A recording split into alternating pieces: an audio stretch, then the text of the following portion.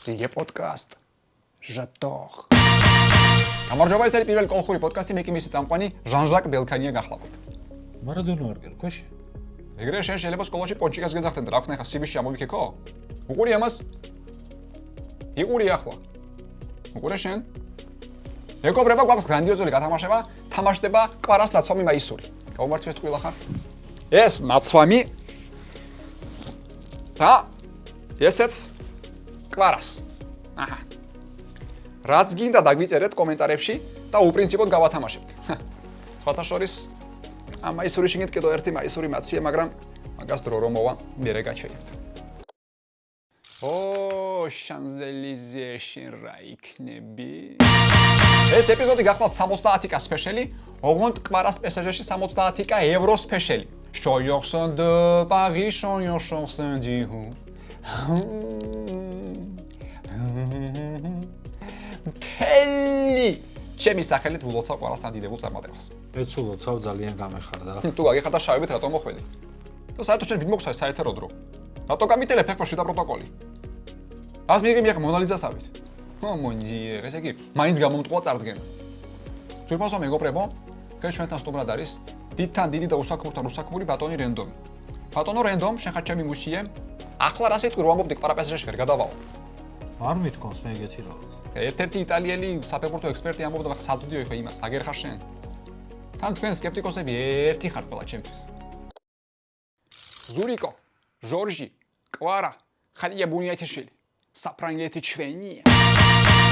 პირველ რიგში ულოცავ კვარას ამ ტრანსფერ ძალიან მაგარი ამბავია, თან ამდენი ქართულ ფეხბურთელში ჯერ არ გადაუხდიათ. რა იყო დუკმას უთვლი ჯიმა? მაგრამ უბრალოდ რანაირად არის 70k ევრო გადაიხადეს ადამიანში. უბრალო. ესე იგი ამდენი ვირუსი ქალაქში და ერთი არ შეხვდა ამას. რა სიტყვი ლუის ენრიკეზე?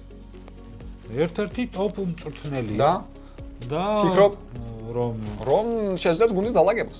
რადგან კვარას სოფლიოში ერთ-ერთი საუკეთესო ფეხბურთელია და მისნაირი ტალანტი ახლა გუნდს წყალივით ჭირდება.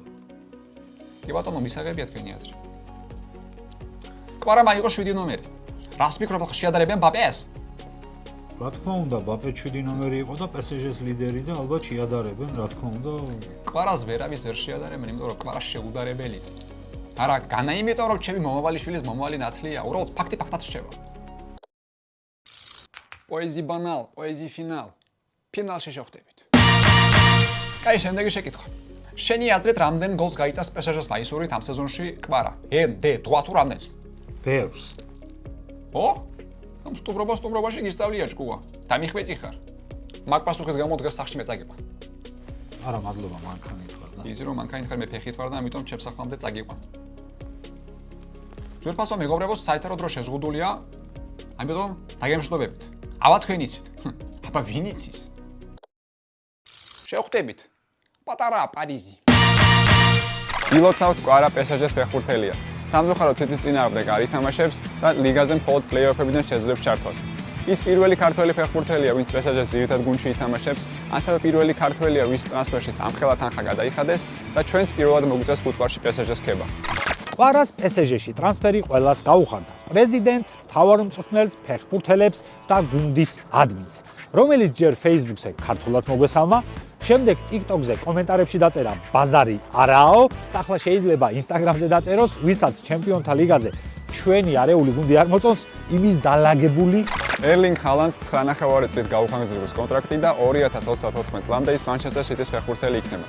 როგორც იცით, ჰალანდი დღეში დაახლოებით 1 ლიტრამდე ნატურალურ ძეს სვამს, ასე რომ City-ს მფლობელ შეიხს ერთი რძის ჭაბურღილის ჩადგმაც მოუწევს. ბიტ ბურგერთან ერთად გაგაცნობთ გუნდების სტატისტიკას. PSG და City ერთმანეთს 7 ჯერ შეხვდნენ. ერთხელ PSG მოიგო, 4 ჯერ City-მ, 2 მატჩი კი ფრედ დასრულდა. ჩემპიონთა ლიგის მიმდინარე სეზონში PSG თამაშის საშუალოდ 5 ჯერ ურტყამს კარში, City კი 8 კუთხურს აწვდის.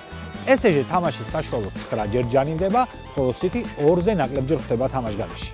ჩემი პროგნოზია კი, ანუ ორივე გუნდი გაიტანს გოლს. ლიგაზე სატურნირო ცხრილიდან გამომდინარე ორივე გუნდს გულები ძალიან სჭირდება. რა თქმა უნდა, მოსაგებად გამოვლენ, შეუტევენ და ვფიქრობ, რომ მინიმუმ თითო გოლს ორივე გუნდი გაიტანს.